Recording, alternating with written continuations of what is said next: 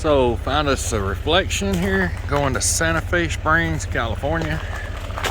And if you can see, it is cold. It's like 9 degrees. Got my non-skids on. If you guys are out here walking around in snow-covered icy parking lots and stuff, those things are amazing. But anyway, I checked my VIN number out, matched it with the paperwork, matched it with my BOL. We'll get this joker hooked up.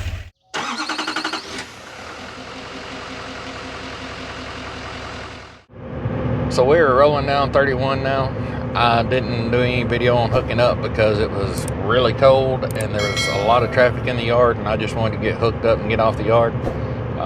That was a good thing, because if y'all remember last week when I was in there, my last video, it was pretty bare. There wasn't a lot of units in there, and this time there was a lot of units in there. I mean, they have consolidated the yards. From what I understand, they moved a lot of the units from the smaller yards into the bigger yards to get them all in one place, I guess. I don't know the reason behind it, but either way, Middlebury yard was pretty full today.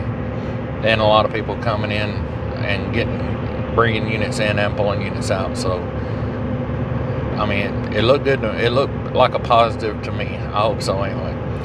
But last night I did something I don't normally do. I've never done before. I went and helped them with the pulling stuff. And when I had to go into the office yesterday to get my new ComData card, that brings me to something else. If you got the generic ComData card where it just says driver on it, with Indiana Transport, you can call them and ask them, and they can get you one with your name on it. That way, if you have to get a hotel room, hotels frown on. A lot of them won't even give you a room if your card don't have your name on it. But they can get you one that's actually got your name, just like your credit card or debit card, but it has their name on it as well. So I went in to get that, and they asked me about shuttling some trailers, and I asked them what it paid, and they told me, and I went and did it. And I went ahead and shuttled 5 units, and they were telling me I needed to go to one yard, and then on my way out the door, someone else told me, no, hold on, go to this other yard. So I went and did that. When I was initially talking to them, they kind of gave me a roundabout quote on what it's going to pay, and I said, well, okay. I wasn't impressed by it, but it was okay. And I never done it before, so I didn't know what I was getting. I didn't know what it was, what I was doing. So I guess when they changed me to the other yard, it paid different, and it wasn't what it wasn't what I thought I was going to be getting. It wasn't worth my time at all. I would have, if it told me that's what I was going to make up front, I'd never went over there. But it wasn't bad, except for it was so cold.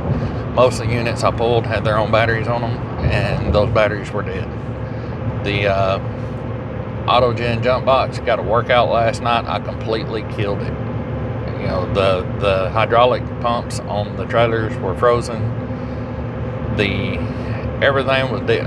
All the batteries were dead, and all the stuff was frozen. Doors were frozen trying to get them open and stuff to put the jump boxes on them to get them powered up where you could raise the landing gear up and down. And then the landing gear being froze to the ground, the hydraulics, fluid was all thick and stuff from it being so cold.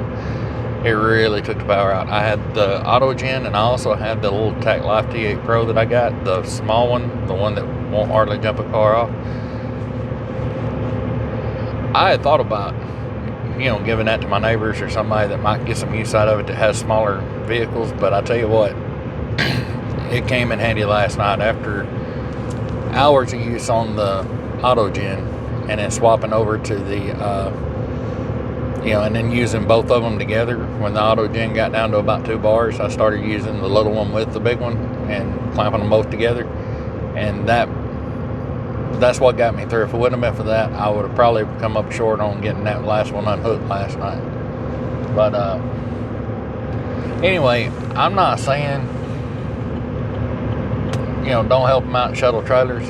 I like to help out where I can, if I can, and everybody was real helpful about what to do and how to do it and all that stuff. If you had any questions, you just call and ask.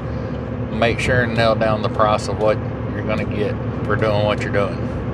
You should know up front going into anything what you're going to get paid for doing what you're doing. And if they would have told me that that's what I was going to be getting paid, I would have told them, sorry, I just can't do it. It's not worth the risk and everything of bumping the campers into each other when you're trying to park them and all that stuff. It just wouldn't have been worth the risk to me. So, and I'm not saying I won't do it again. I will just know before I go in, I'll have to have a set price on what each camper pays. Yeah.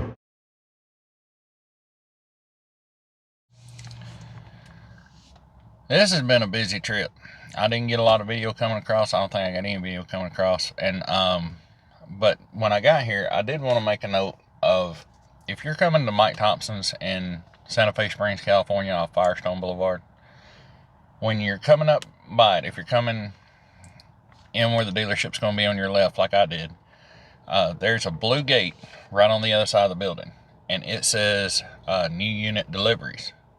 Don't turn in there. It's kind of a jacked up little turn in, and there's a gate there. If you turn in there, you had to back out. That's what I had to do. But it says new unit deliveries, but when you call them, they say, oh no, you're supposed to come to the sales side. So you go to the when you pull in, it would be the second drive right there, and you pull up basically right in front of the building. Anyway, I took a little video clip. I'm gonna try to put it in right here so you can see what I'm talking about, but that's very misleading. But anyway, we're delivered, and my buddy Tony that runs around with me, his fuel tank has started leaking, so he's headed back toward Coachella at the TA, and I'm gonna head back there too, and that's something else I bring up. When we pulled in the parking lot, I've stayed the weekend in Coachella more than a few times. I'm sitting right out in the car parking, and as soon as we pulled in there last night, the security guard come around when he lit up green flashing lights, and we had to move into the back parking lot with 18-wheelers. He said there's only a 2-hour limit.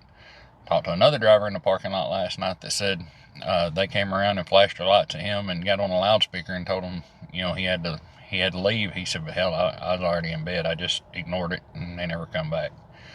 But if I'm going to Coachella TA from now on, I will probably park in the back, right off the bat, because we moved around there well after dark, and we got parking, but we'd have got a lot better parking if we'd have went straight on back there when we got there. And I've heard other people have been telling me that if you even park in your pickup in a parking lot overnight, that they're starting to charge for it out here, but I've not run into that yet. But I haven't been run off from Coachella yet either, from the front parking lot. And he was extremely nice. He said, my job is to tell you guys you got to leave, but I'm mostly looking for people who's looking to do vandalism or something like that. I'm not really focused on, I see the company name on your truck and all that stuff. I know that you guys aren't up to no good, but it's still what I'm paid to do is tell people they got to leave, so I have to tell you that. But I will tell you this, if you're just going to be here till about midnight or so, I'm not going to say another word to you. But the next guy that comes in, he will run you off, and if you don't leave, he'll call the law. So we just went ahead and moved. But anyway, about the same as transportation or trucking, getting more and more trucks on the road and less places to park them. So, aggravating.